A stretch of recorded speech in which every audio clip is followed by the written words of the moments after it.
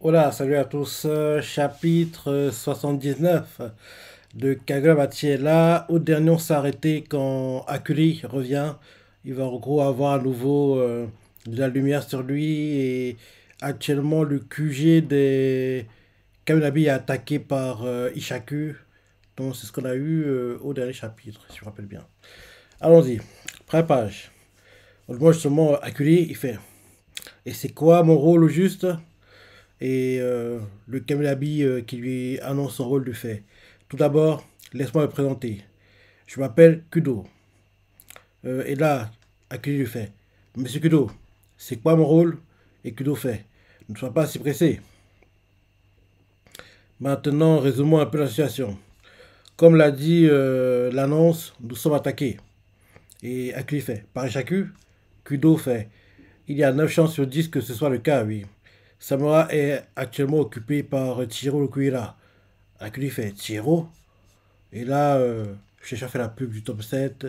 Le tome 7 est déjà un succès au Japon. N'oubliez pas l'acheter. Ok, ok, ok, ok. Maintenant, retour au chapitre. Kudo fait. Puisqu'ils sont directement venus ici, les membres de Ishaku cherchent probablement le Siluchi et le maître sabreur. Si ces deux choses devaient tomber entre leurs mains, ce serait la fin du monde. Mais pour le moment, nous n'allons pas supposer le pire, car nous t'avons toi. Je vais à présent t'expliquer ton rôle. Je pense que son rôle sera de récupérer le Siluchi et le cacher dans une autre dimension. En gros, comme ça, l'épéiste et le Siluchi seront séparés, entre guillemets. Je pense que c'est l'idée que va tenter de lui proposer Kudo, je pense. On va voir si c'est ça ou pas. Donc, oui, Kudo fait. Puisqu'ils sont directement venus ici, les membres de Ishaku cherchent probablement le Siluchi et le maître sabreur. Si ces deux choses devaient tomber entre leurs mains, ce serait la fin du monde. Mais pour le moment, nous n'allons pas supposer le pire, car nous t'avons toi. Je vais à présent t'expliquer ton rôle. Il consiste à isoler. Oui, c'est ça. Il consiste à isoler le Siluchi. Pendant que tu te reposais, à nouveau nous avons à nouveau scellé le sabre. Il a retrouvé l'état dans lequel il était avant le début des enchères l'Akuzaishi. S'il était en plus caché dans une autre dimension, Ishaku ne saurait pas comment le trouver. Et Akuli fait. Une chambre forte alors. Et là derrière, Kudo fait. Tu as abusé de ta sorcellerie. Ton état était critique. Tu as failli perdre l'usage de ta chambre forte. Heureusement, nous avons pu limiter les dégâts en redirigeant les fonctions d'une partie de ton système nerveux qui contrôlait ISO, ton autre type de sorcellerie. Et Akuli fait. Alors, et Kudo fait. Ton aptitude à utiliser la sorcellerie existe toujours. En revanche, tes capacités d'activation d'ISO et de la chambre forte ont tous deux été endommagés. Bah oui, parce qu'il était trop cheaté. Donc, en gros, le manga essaie de trouver une excuse pour limiter la puissance de Akuri. Parce que là, Akuri, actuellement, il est encore, entre guillemets, un novice, quoi. C'est encore un amateur dans la sorcellerie. Donc, s'il avait encore tout le potentiel qu'il avait caché jusqu'ici, il serait injouable. Donc là, je me dis que c'est une façon pour le mangaka de brider Akuri et faire que, en gros, il soit pas trop fort par rapport aux autres, quoi. C'est ça. Je pense que c'est l'idée recherchée. Parce que oui, s'il n'est pas, en gros, endommagé, oui, ses capacités, l'activation d'ISO et sa chambre forte, en gros, il serait injouable. Il serait injouable. Donc, le fait qu'il soit endommagé, entre guillemets, c'est pour le limiter, le brider et qu'il n'y ait pas un trop grand écart entre lui et ceux contre qui il va se battre. Donc, oui, Kudo fait. En revanche, ses capacités d'activation d'ISO et de la chambre forte ont toutes deux été endommagées. Akuri fait. Ce qui veut dire que leur situation est limitée. Et Kudo fait. En simplifiant beaucoup, c'est ça. Il faudrait faire des essais pour mieux connaître les détails, mais en tout cas, si ton corps a pu s'adapter, c'est parce qu'il possède en lui deux types de sonneries bien distincts. Cela dit, à la prochaine imprudence, tu pourrais très bien complètement perdre l'usage de la sorcellerie. Nous t'avons forcé à agir inconsciemment alors que tu venais de te battre au Nakudaishi. Nous sommes responsables de ce qui t'est arrivé. Akui fait non. Vous m'avez beaucoup aidé. Je peux encore me rendre utile. Continuez-moi aussi utile. Et Kudo fait, bien, bien, mais ne sois pas si pressé. C'est ce que je suis en...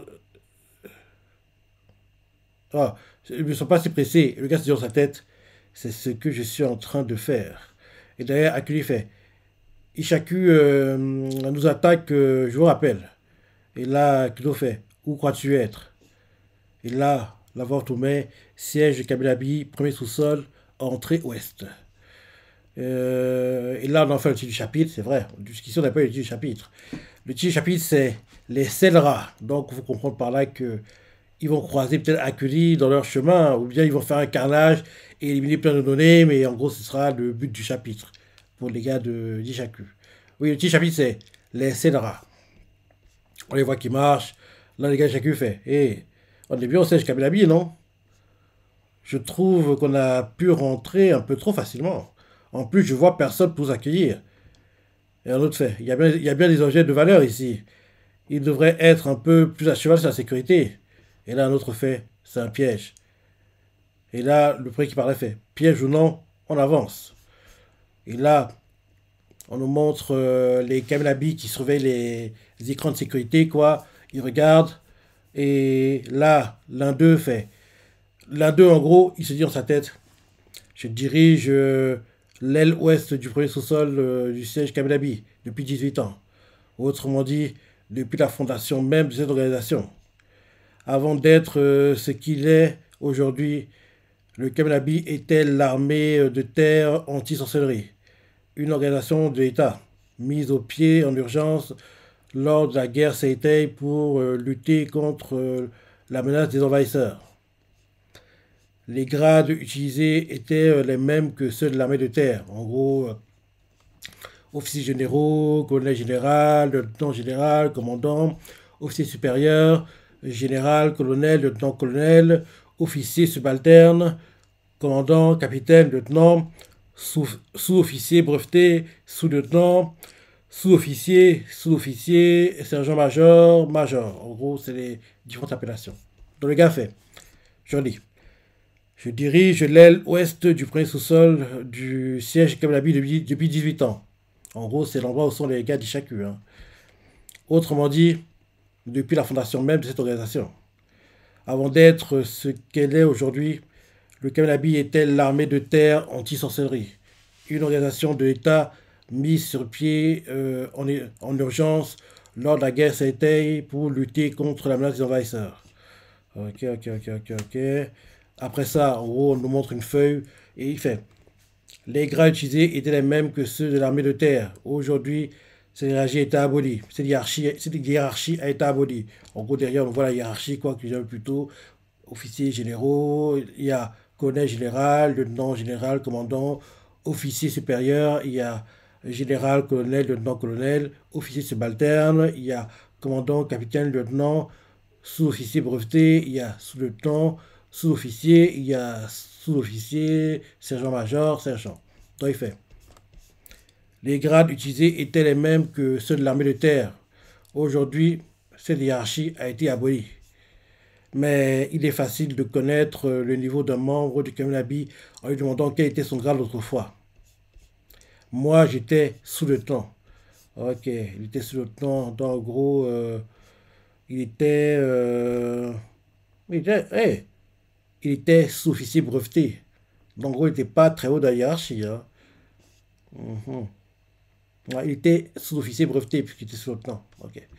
Donc, il fait, moi, j'étais sous-lieutenant. Autrement dit, je me débrouillais plutôt pas mal au combat. Tous mes collègues assignés à ce sous-sol ont, comme moi, une certaine expérience de la guerre. Et cela, évidemment, dans le but de pouvoir intercepter les intrus en cas d'urgence.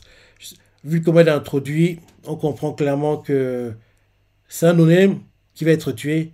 Mais comme le Morakan ne veut pas que ce soit no-name, quoi, entre guillemets, un gars qui est expédié sans qu'on sache qui c'est, il essaie de lui créer, en gros, une histoire, qu'on sache sa vie.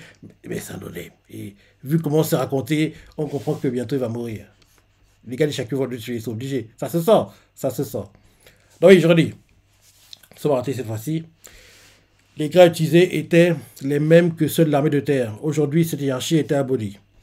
Mais il est facile de connaître le niveau d'un membre du Kaminabi en lui demandant quel était son grade autrefois.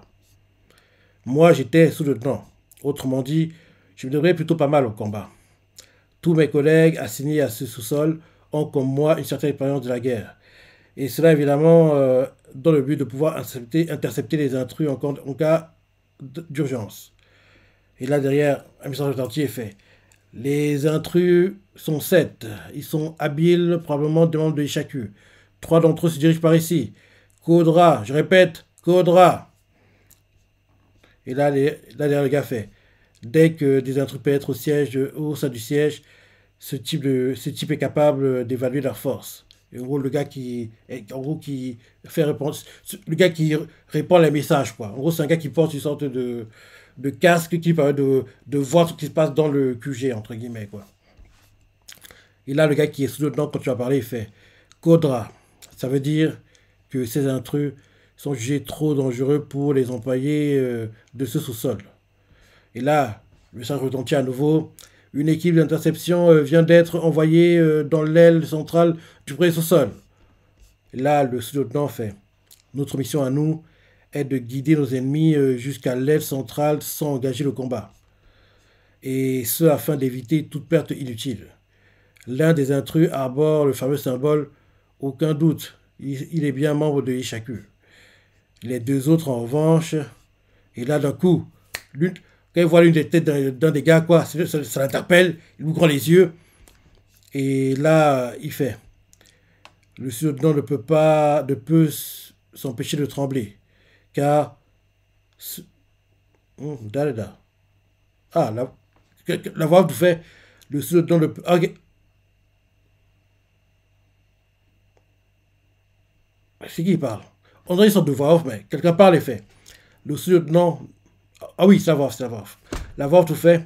Le sous-lieutenant ne put s'empêcher de trembler, car ceux qui accompagnaient le membre des Shaku n'étaient autres que les frères des Saules Mortes. Et là, l'un des frères Saules Mortes fait. Je te le dis tout de suite, on n'a pas besoin que Shaku nous rémunère. Et là, la voix reprend et fait. Issus d'une famille ordinaire, ils ont autrefois massacré 11 membres du Kaminabi, dont des officiers commissionnés. Et là, euh, l'un des frères des Saules Mortes fait. Le Siluchi et le maître sabreur, on n'a rien à carrer. Tout ce qu'on veut, c'est se défouler. Et là, le sous-lieutenant qui regarde les caméras voit tout ça, et il se dit dans sa tête, les membres de Ishaku ne sont pas tous des combattants, mais avec ces deux-là, pour compenser, leur petite bande est déjà bien assez dangereuse. Les barreaux qui nous cachent sont protégés par une barrière magique qui rend notre présence indétectable, tant qu'on parvient à effacer notre hostilité et à ne faire aucun bruit, ils ne sauront même pas que nous sommes là. Je ne sais pas pourquoi, mais je lui ai dit que le fait qu'on nous révèle ça, ils vont les remarquer et les attaquer, malgré que ce papier, il ne peut pas remarquer leur présence. Je me dis que l'un des gars qui surveille les caméras, quoi, va en gros émettre de l'hostilité, sans interpeller l'un des deux frères Saul mortes, quoi. Et ils vont dire, eh mais c'est bizarre, derrière ce mur, je ressens une sorte de présence. Ils vont attaquer, briser la chose, quoi, et atteindre le sous-lieutenant et les gars qui surveillent, quoi, et les éliminer, quoi. Un truc comme ça. Parce que si en gros, ça n'allait pas être détruit, je pense pas qu'on nous révélerait cette information. C'était révélé, il faut comprendre par là que les deux frères sont mortes, ils vont détruire la barrière et les attaquer et les éliminer, quoi, et les tuer. On va voir. Lisons. Ben oui, le sous-lieutenant, il fait. Les membres des Shaku ne seraient pas tous des combattants, mais avec ces deux-là, pour compenser, leur petite bande est déjà bien assez dangereuse. Les barreaux, qui nous cachent sont protégés par une barrière magique qui rend notre présence indétectable. Tant qu'on parvient à effacer notre hostilité et à ne faire aucun bruit, ils ne sauront même pas que nous sommes là. Et nous nous en tirerons sans devoir nous battre. Et là, la voix reprend et fait. Malgré tout, Le sous-lieutenant avait du mal à contenir sa haine, et pour cause. Parmi les 11 victimes massacrées se trouvait son neveu. Et justement, on voit que vers son ordinateur, quoi, il regarde les caméras, il y a une photo, quoi, et la photo de son neveu, quoi, qui est en train d'arranger sa cravate, quoi. Il sourit, il est en train d'arranger sa cravate, et c'est la photo qui est devant, quoi, qui regarde. Et là, flashback, et on voit son neveu qui fait « Je deviendrai un homme aussi remarquable que toi, tonton !» Et là, euh, ensuite, le sous-lieutenant, il se rappelle qu'en gros, son neveu lui a fait aujourd'hui, je commence enfin mon service au Kamenabi. Comme toi, je mettrai ma vie au service de la protection d'autres pays. Après s'être rappelé tout ça, le sous-lieutenant s'est dans sa tête. Oui, il serre les dents de frustration. Oui, notre travail de protéger ce pays. Tu ne peux pas mettre tes subordonnés en danger en te laissant submerger par tes émotions.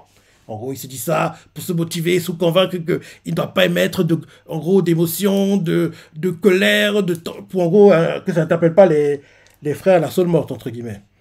Et là, on voit le sous-lieutenant, quoi, il met les mains vers le nez comme ça, il essaie de se calmer, et il fait « Contente-toi de suivre les ordres !» Et là, on voit l'un des frères seul mort, il fait « Ah, on n'est pas tout seul, en fin de compte. » Et là, il a remarqué, justement, et là, le sous-lieutenant se dit dans sa tête, ce léger trouble a suffi à nous faire repérer. Et là, les frères Solomon s'arrêtent, et l'un d'eux fait, sérieux, t'es vraiment un détecteur infaillible, frangin. L'autre frère fait, ils sont 23. Non, 24. Et là, l'autre frère fait, et on s'est fait. Et là, le troisième gars avec eux fait, comme vous voulez. Et là, on voit le dedans, il fait. Ces types sont terrifiants. Ils ont réussi à savoir exactement combien on était malgré la barrière de protection. Merde, on ne va pas avoir de choix que de ce. Et là, l'un des frères Solmord fait. Non, ce sont que des misérables vers de terre. Idiot. Il fait ça que vous pensez que. Oh, on est sauvés. Et derrière, ils vont vous attaquer comme des lâches. Dans tous les animés, tous les mangas, tous les dramas, tous les light novels, toutes les séries, enfin, tout ce que tu veux, quand un méchant fait ça, il va venir t'attaquer. Alors il fait, ah, en fait, vous n'en valez même pas la peine, hein, donc je vais vous laisser partir. Et là, en gros, c'est pour en gros, donner un peu d'espoir à ses victimes, quoi. En gros, il joue un peu au jeu que font les chats, genre, il attrape la queue d'une souris, la lâche un petit moment, la rattrape. En gros, il fait croire à la souris que oui, tu peux partir. Mais derrière, il la rattrape. En gros, il la ramène à chaque fois, entre guillemets. Donc, c'est l'idée recherchée. En gros, il veut faire croire à sa proie que elle s'en sort. Mais en fait, non. Il va venir t'attraper derrière quand même. En gros, il te donne un faux espoir pour qu'en gros, derrière, quand tu vois que tu n'as plus d'espoir, pour en gros, mieux savourer la tête que tu vas tirer, entre guillemets. En gros, voir, en gros... le fait que tu n'aies plus espoir, en gros, disparaître de ton visage, la détresse, la colère, la haine, enfin, tout ça, quoi. C'est l'idée recherchée, je pense. Enfin, disons, hein, on va voir. Donc, le sous-lieutenant fait, ces types, il se dit dans sa tête, ces types sont terrifiants. Ils ont réussi à savoir exactement combien on était, malgré la barrière de protection. Merde, on va pas pouvoir avoir de choix que de... Et là, l'un des frères d'Astomord fait, non, ce sont que de misérables petits vers de terre. Les éliminer ne serait qu'une perte, une pure perte de temps. On avance. Et là, le sous-lieutenant est rassuré. Et là, derrière, il se dit dans sa tête, quel soulagement. Idiot! C'est ce qu'il voulait! Le sous-lieutenant se dit dans sa tête, il expire un peu, quoi. Il fait, quel soulagement. Et là, l'un des frères de la Solmord fait, pas d'éthique. Allez, le ciel du Kamenabi va falloir nous divertir un peu.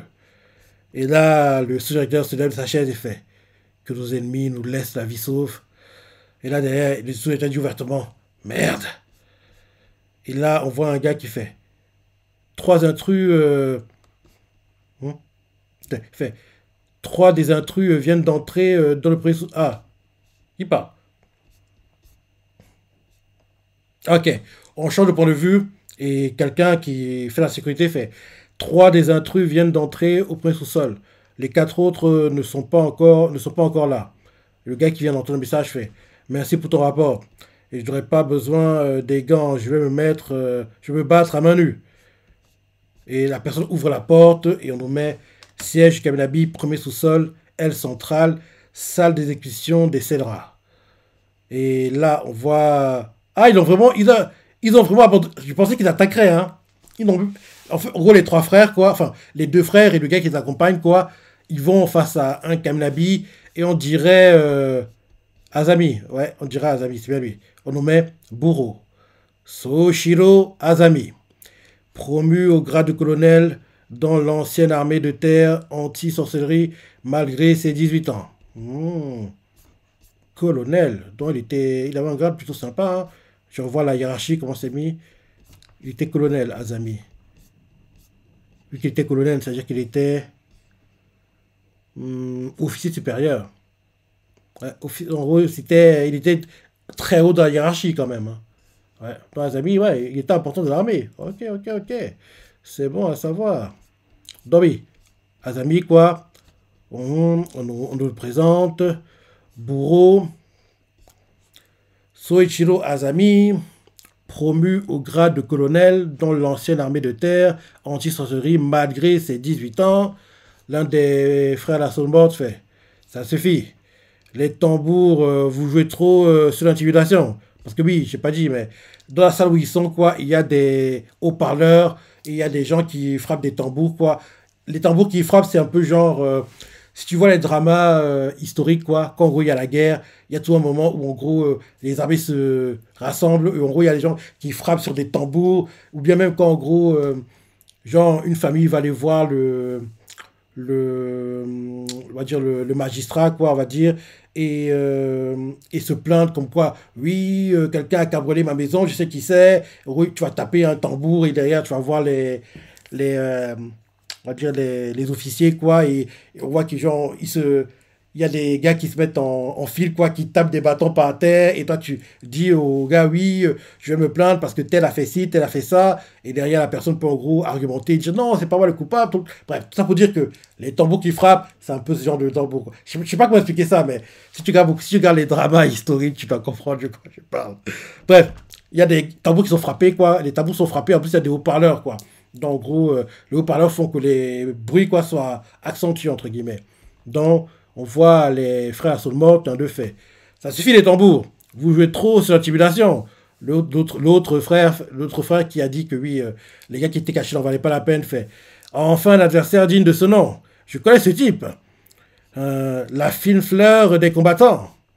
Et là, on voit que Azami ne perd pas de temps. Il lance des chaînes sur les frères Soulmort. Et... Ah non, c'est Azami qui a attaqué. Azami a attaqué, quoi. On lui lance des chaînes. Il a attaché. Et il se dit dans sa tête, ils sont rapides. Et là, derrière, attaché, là, le frère Soulmort s'est attaqué dans le dos. Enfin, il attaque en tenaille, quoi. En attaquant comme ça, l'avoir tout fait, le bourreau était fou de rage. Tiro lui avait raconté aussi précisément que possible ce qui s'était passé le jour du drame. Et là, Azami détruit les chaînes, quoi, qui l'entravent. Et après avoir détruit les chaînes, il frappe l'un des frères à la Soulmort. Ouais, il en frappe un. Ouais, le gars encaisse le coup de poing de plein fouet, quoi, tombe par terre. Et l'autre frère, choqué, quoi, il fait Frangin! Il crie ça. Et là, l'avoir tout fait. Le style de combat d'Azami consiste à frapper jusqu'à ce que mort s'en suive. Il ne s'embarrasse pas de fourriture inutile. Et là, l'avoir tout continue en disant c'est un concentré de force brute. Et là, derrière, on voit qu'il y a le troisième gars, quoi, qui est avec eux. Quoi? Il a aussi tué l'un des frères, hein. Il était rapide, hein. Il a été rapide. Ouais, en gros, le frère les frères, parmi les frères, la Soulmort qu'il a battu, c'est celui qui, en gros, a fait comprendre comme quoi les gars cachés, quoi, n'en valaient pas la peine, quoi. Le gars qui est en costard, parmi les frères. C'est lui qui il a frappé. Tellement il a frappé, quoi. Il n'y a même plus de tête, quoi. On dirait que la tête a explosé. On voit que derrière, le corps est par terre, et vers où il est censé avoir la tête, quoi, il y a juste un amas de sang, quoi. Donc c'est ça. Et là, Azami s'est dit dans sa tête, celui-là est un membre de Ishaku, probablement un de ceux ayant orchestré l'assassinat de Okuhira. Ce jour-là, il a fallu à peine 10 secondes à Shiba pour arriver sur place à partir du moment où il a senti que quelque chose clochait. Tout s'est joué pendant ce temps très court, pendant ce très court laps de temps. Autrement dit, les trois sorciers qui étaient présents ce jour-là sont l'élite de l'élite.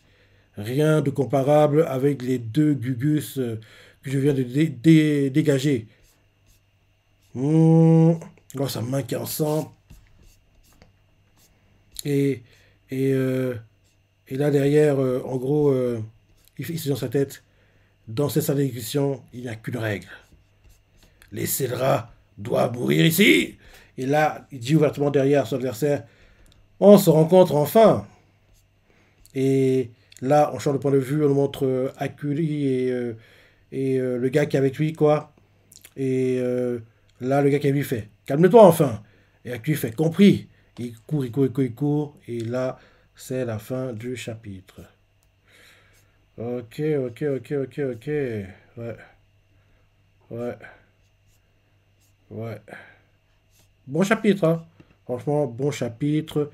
J'ai hâte de voir la suite comme d'hab, j'ai hâte de lire la suite. Et oui, là, on va voir, en gros, Azabi se battre. Et je crois qu'il a dit par deux fois, mais les Toriko, comme quoi ce serait lui le traître, mais peut-être qu'il va essayer de masquer qu'il est le traître en faisant croire qu'il se bat sérieusement. Enfin, ou bien en faisant croire qu'il se bat peut-être, il croit qu'il est mort, et derrière, il rejoint vraiment Ishaku. Enfin, on verra. En tout cas, là, il va se battre contre l'un des gars qui est vraiment dans Ishaku, pas les deux no-names, entre guillemets, qui s'était fait un nom en battant des no-names de Kaminabi, quoi, entre guillemets.